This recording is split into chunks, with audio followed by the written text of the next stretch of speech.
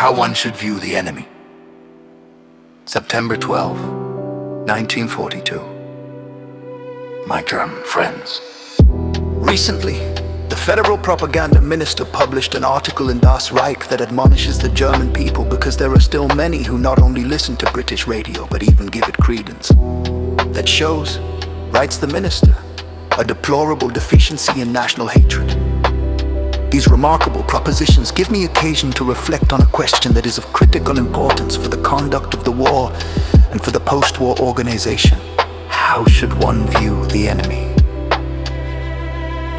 To begin with, the accusation of the propaganda minister proves that the principles of National Socialism have not yet completely poisoned the soul of the German nation. What Goebbels laments is a preservation of a fragment of the honor of the Germans. Since he hates nothing more than the absence of hatred, he is the best evidence that the endeavor to corrupt the entire German nation has not succeeded.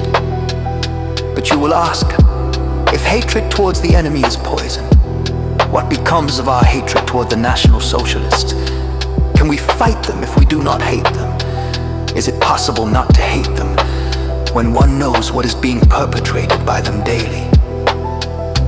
I can't imagine in the entire history of humanity a power has brought forth such universal, all-consuming hatred against itself as National Socialism. It has done so because it is inhuman and destroys life's meaning. It has given rise to a tidal wave of hatred because National Socialism itself was born in hatred, came to power in hatred, and exercised its power with hatred. But if that is so, you will ask, don't we have to hate them? Do you not sense that at that moment you have earned a commendation from the mouth of the propaganda minister?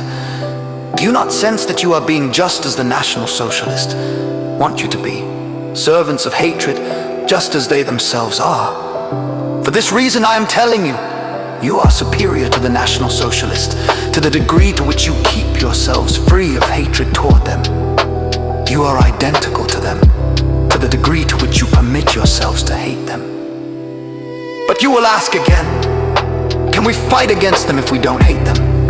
If you suggest that without hating you cannot fight, you have agreed with Goebbels the tidal wave of hatred that has risen up today against National Socialism is a victory of the National Socialist, even when they themselves are being washed away by this wave.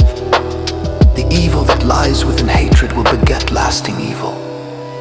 Therefore, we should not hate. You will answer when our brothers are tortured to death in a concentration camp. Is this challenge even human? Is it not superhuman?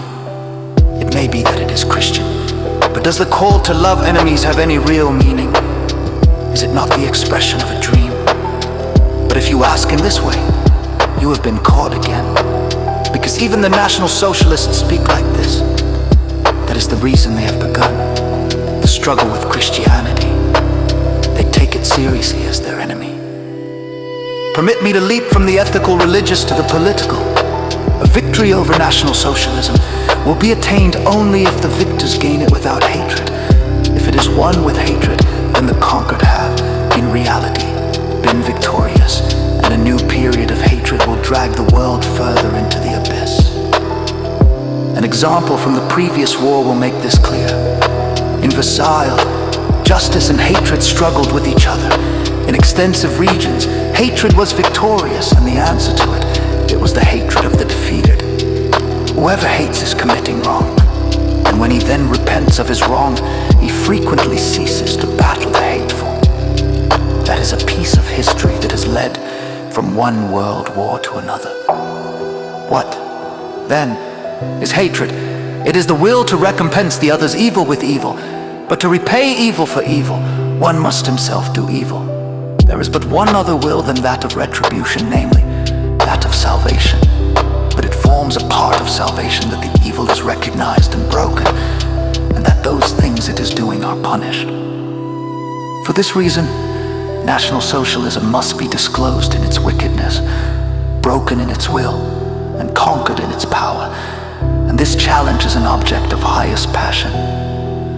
We do not want to take your passion when we take your hatred. For nothing great takes place without passion. But hatred is no great passion. It can only destroy. What now is the passion that stands behind our common struggle? It is the passion for salvation. The passion for the good is always passion against the evil. If one wishes to call this hatred, then it is a holy hatred. But this is directed not against people, but against powers within the person for the sake of the salvation of the person. It would be the victory of National Socialism if it could justly deny to Christianity passion, holy hatred, holy enmity. But Christianity hates the evil while maintaining the passionate will to save the evil ones. It is important that the battle is led in this spirit, that hatred which is not holy hatred against evil, but unholy, vengeful hatred against the evil ones cannot be victorious. When Goebbels demands hatred for the sake of being victorious, we demand renunciation of hatred so that we are not conquered as conquerors. We refuse to become National Socialists in order to conquer National Socialism. Precisely because people in many circles sense this war to be a battle for everything human and holy. They want to keep it free from hatred without taking the passion from it. They want to conquer the National Socialist, calling those responsible to account. But people do not want to give room to hatred.